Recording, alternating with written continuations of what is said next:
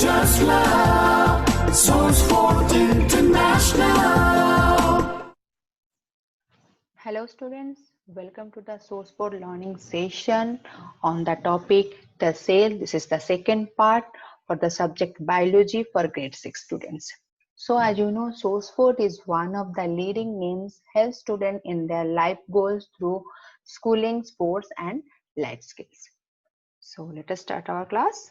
So today we are going to learn about the different cell organelles. Those are cell wall, cell membrane, cytoplasm, nucleus, plastids, vacuoles, and other organelles, and also about cell inclusions. So first part is the cell wall.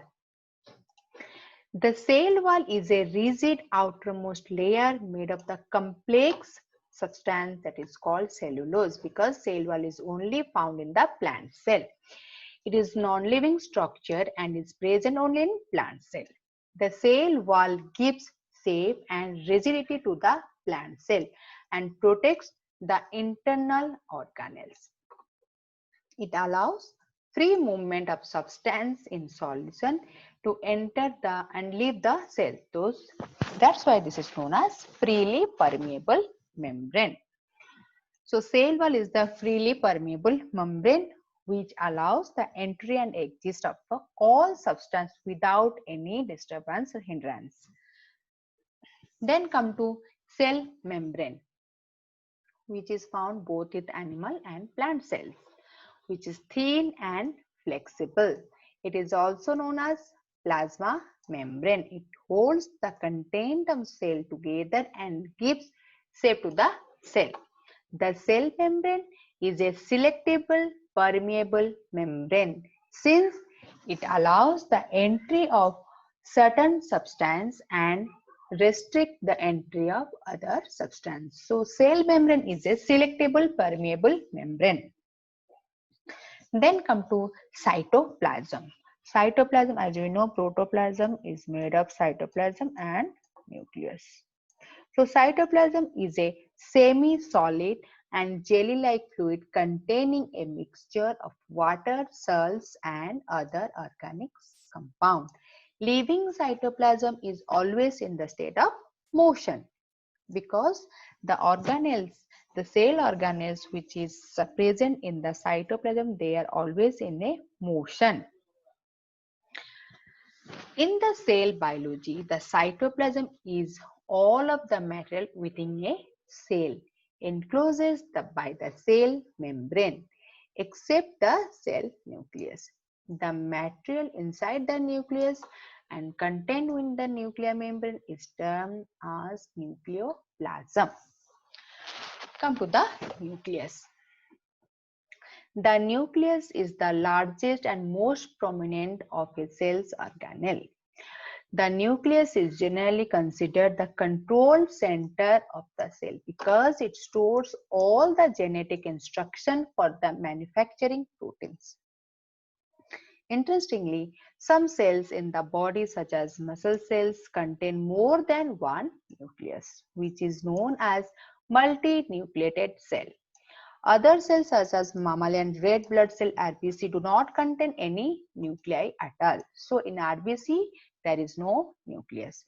RBC eject their nuclei as they mature, making space for the large number of hemoglobin molecules that carry oxygen throughout the body. For hemoglobin molecules to carry hemoglobin HB, RBC eject the nuclei. Without nuclei, the lifespan of RBC is short, and so the body must produce new ones constantly. This is the page from your book. This is a typical anatomy of the cell nucleus. This is the nucleus, and this part is called nucleolus. This is some nuclear pore is there, and this membrane is called in nuclear envelope, and this liquid part is called nucleoplasm. Is the most prominent part of the cell. The nucleus may be spherical or oval in shape. The nucleus is surrounded by a nuclear membrane. The nuclear membrane encloses a transparent granular ground substance that is called nucleoplasm. This part is called nucleoplasm. It's a liquid part. There are one or two some small bodies in the nucleus that is called nucleoli. Singular term is nucleolus. This is the nucleolus. Let's come to the function of the nucleus. The nucleoplasm contain this part contain thread-like structure called chromatin fiber. At the time of cell division, the chromatin fibers form small rod-like structure called chromosome. So chromosome plays an important role in the transmission of genetic material from one generation to another. So genetic material controls and organize is called hereditary character. So in nucleoplasm, chromatin fibers are there which form small rod-like structure called chromosome, which is responsible for genetic transformation. The nucleus controls all the activity of the cell. That's why it's called known as brain of the cell. It controls the expression of genetic character, also helps the division of the chromosome during cell division. So nucleus is called brain of the cell. Then come to the plastids. So here is to question structural functional unit of the life is what? Cell. Living parts of cell having definite shape, structure and function, it is called cell organelle. Then come to plastids, which is found in the plant cell only. This is the typical structure of the plastids. Plastids are found in only plant cell. They are bounded by double membrane contain color pigment. Depending on the type of pigment they contain, plastids can be classified into three types: chloroplast, chromoplast, and last one is leucoplast. Okay, chloroplast. Chloroplast contain green pigment that is called chlorophyll. So chloroplast is a double membrane structure. Two layers are called grana and stroma. So this part is called grana and each part is called thylakoid. Okay, and this liquid part is called stroma. All this is light green or yellow colors. This part is called stroma. The molecules of chlorophyll are present in the grana only, and stroma forms the ground substance of the chloroplast. Chloroplast help in the preparation of food during photosynthesis. Okay, they are generally present in the chloroplast. So chloroplast is a double layer. One is grana and stroma. Chlorophyll present in the grana only, and stroma contain the ground substance of the chloroplast. Then come to the chromoplast. Chromoplast contain pigments of various colors and impart colors to flowers and ripened fruits. Birds and the other animals are attracted toward these colorful flowers and fruits. Thus, chromoplasts play an important role in pollination and also in the process of seed dispersion. Then come to leucoplast. Leucoplasts are colorless plastids found in the storage organs of the plants. They store starch, fats and proteins. Cells of potatoes have leucoplast in them to store the starch grain. Then come to vacuole. Plant cells have one or two vacuoles, whereas animal cells have very smaller vacuoles. The vacuoles are bounded by a single membrane and are filled with a fluid called cell sap. This is called what? The fluid of the vacuole known as cell sap. In plants, we can see more and large vacuoles compared to the animal cell. The cell sap contain water, minerals, sugar and amino acid. The membrane surrounded the vacuoles is called tonoplast. The membrane of the vacuoles is called tonoplast. Vacuoles helps in the storage of food, water and other substance. They also help in maintaining the shape of the cell. Then come to other kind of cell organelles which is given in the book as a table. First one, endoplasmic reticulum. ribosome, Golgi bodies, mitochondria, centrosome, lysosome. They have different functions.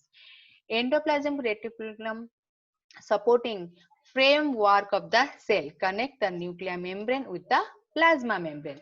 Ribosome helps in protein synthesis. Golgi bodies plays an important role in secretion of hormones and enzyme. Mitochondria is the powerhouse of the cell which helps in cellular respiration. Then come to centrosome. Found only in animal cells, have two centrioles help in cell division. Then come to lysosome, which is also called suicide bag of the cell. Then this is an activity to study the permanent slides of cell. Material requires permanent slide of the plant and animal cells.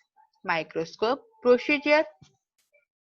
Set up the permanent slide of plant cell on the stage of microscope. Adjust the rough and fine adjustment knob and get the clear image of the cell. So what you observe inside under the microscope? In plant cell, they has distinct cell wall, enclosing cell membrane and cytoplasm. In animal cell also does not possess a cell wall, that we know.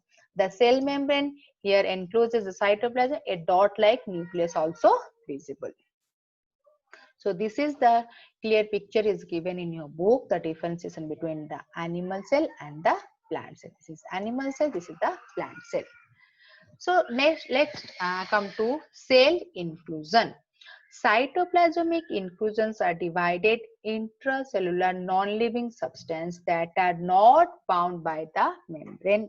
Inclusions are stored nutrients, secreted products, and pigment granules. These are the non-living material like starch, oil, globules, gums, resins found in the cytoplasm. They are formed as a result of biochemical reaction. They are temporary structures that keep appearing and disappearing. The cell inclusions give a granular appearance in the cytoplasm. So these are all non-living things which are present in the cell.